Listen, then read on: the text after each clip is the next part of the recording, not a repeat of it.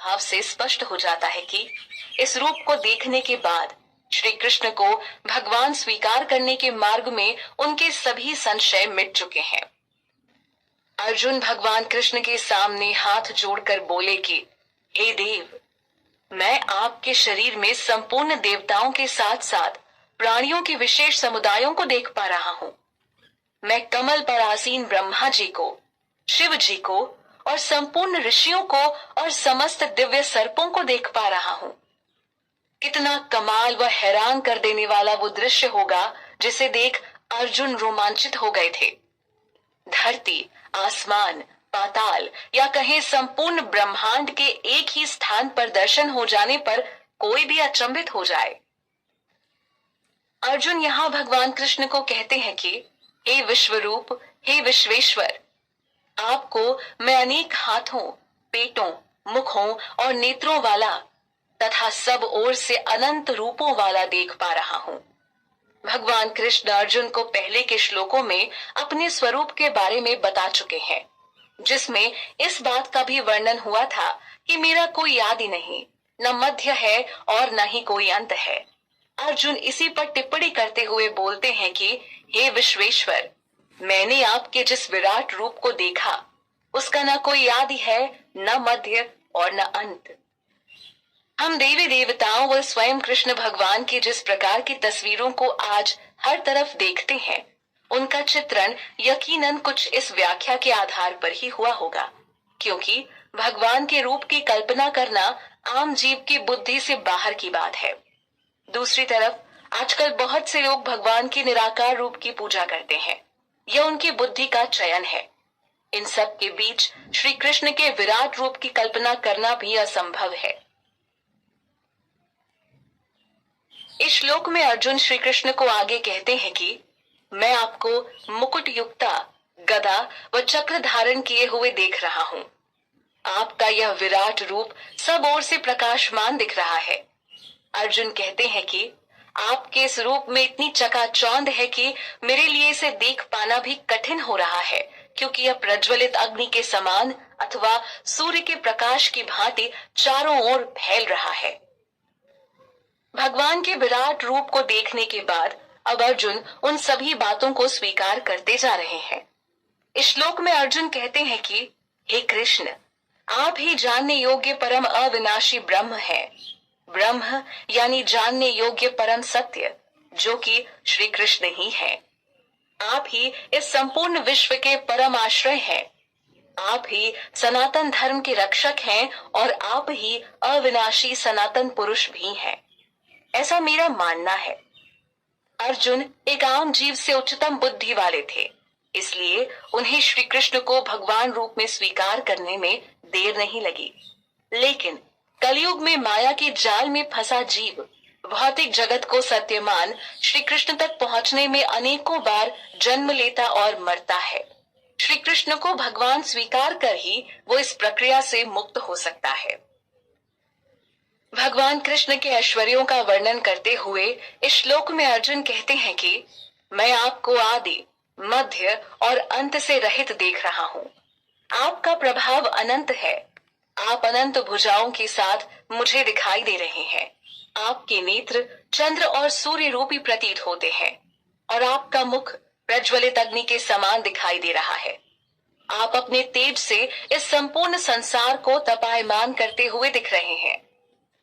अर्जुन श्री कृष्ण को महात्मन कहकर संबोधित करते हुए अपनी बात कहते हैं कि पृथ्वी और स्वर्ग के बीच का अवकाश तथा सभी दिशाएं आपसे ही व्याप्त हैं, या कहें आप से ही परिपूर्ण है।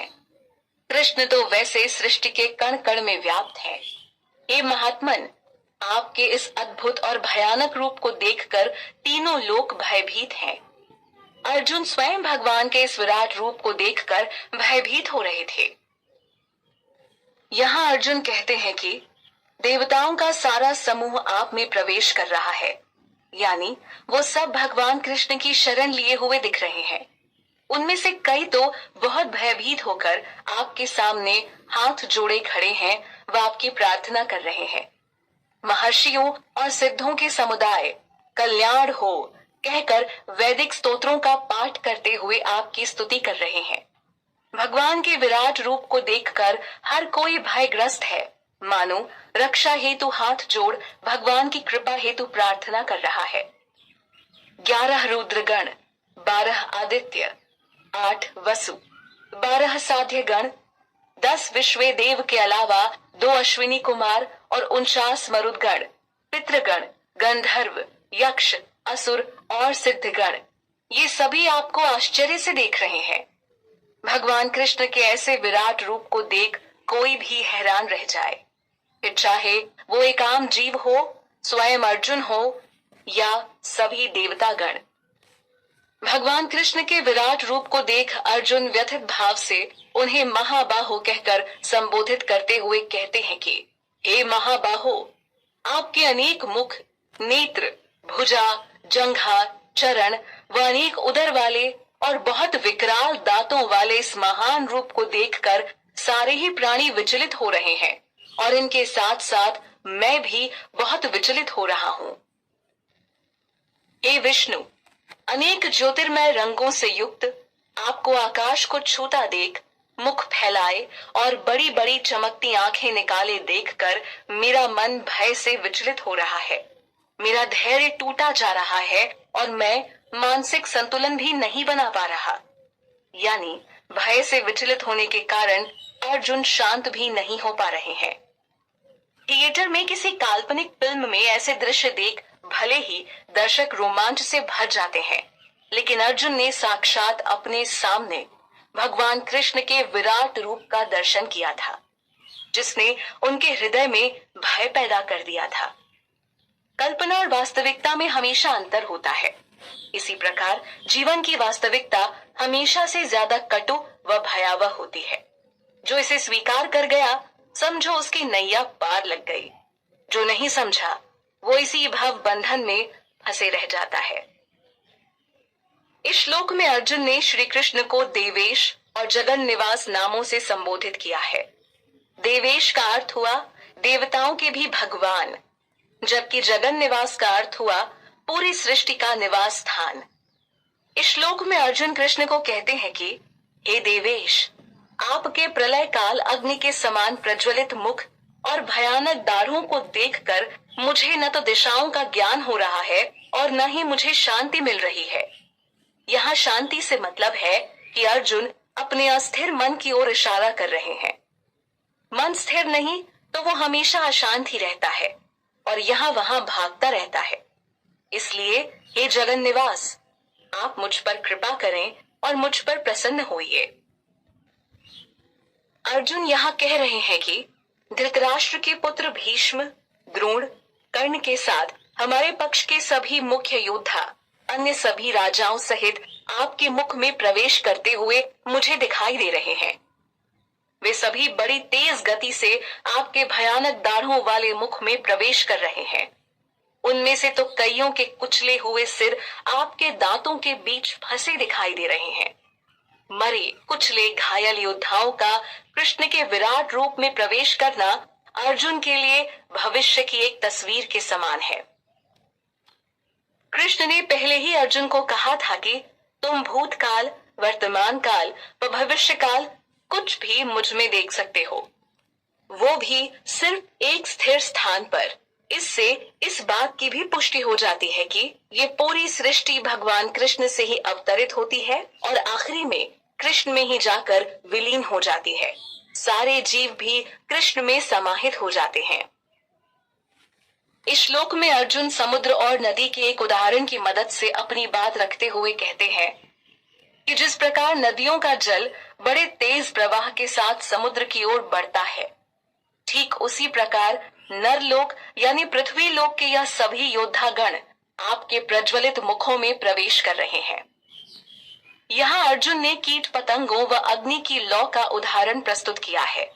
अर्जुन ने कहा कि जिस प्रकार कीट पतंगे अग्नि की लौ के मोह में तेजी से उसकी ओर चले आते हैं और इस मोह के कारण ही अग्नि में जलकर मर जाते हैं, ठीक वैसे ही ये सब लोग भी मोहवश अपना नाश करने के लिए बहुत तेजी से दौड़ते हुए आपके मुखों में प्रवेश कर रहे हैं।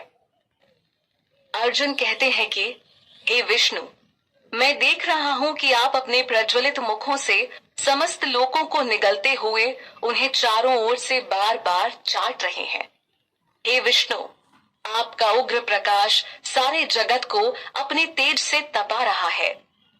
अगर अर्जुन ने भगवान कृष्ण के रूप को देखने के बाद इस प्रकार की टिप्पणियां नहीं की होती, तो यकीनन हम सबके लिए अनुमान लगा पाना भी मुश्किल होता कि आखिर किस प्रकार यह पूरी सृष्टि कृष्ण से निकलती है और कृष्ण में ही विलीन हो जाती है।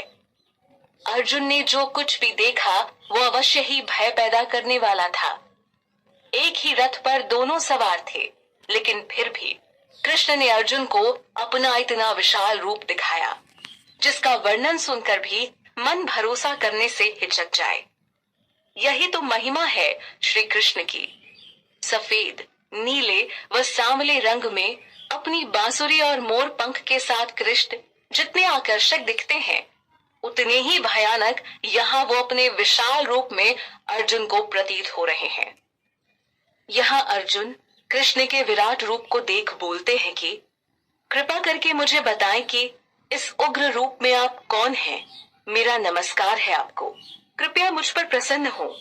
आप आदि भगवान हैं, मैं आपको तत्व से जानना चाहता हूँ। अर्जुन यहाँ भगवान कृष्ण को जानने का भाव प्रकट कर रहे हैं। वो आगे कहते हैं, क्योंकि मैं आपका प्रयोजन ठीक से नहीं जानता।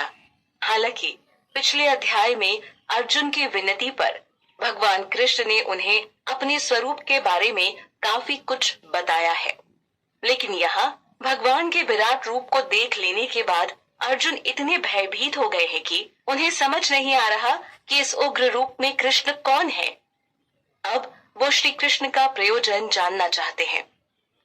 अर्जुन के सवाल का उत्तर देते हुए भगवान कृष्ण ने उन्हें बताया कि मैं समस्त लोगों का नाश करने वाला महाकाल हूँ और इस समय मैं इन सब लोगों का विनाश करने के लिए यहाँ आया हूँ। अगर तुम युद्ध नहीं भी करते तो भी तुम्हारे प्रतिपक्ष में खड़े सारे योद्धागण मारे जाएंगे।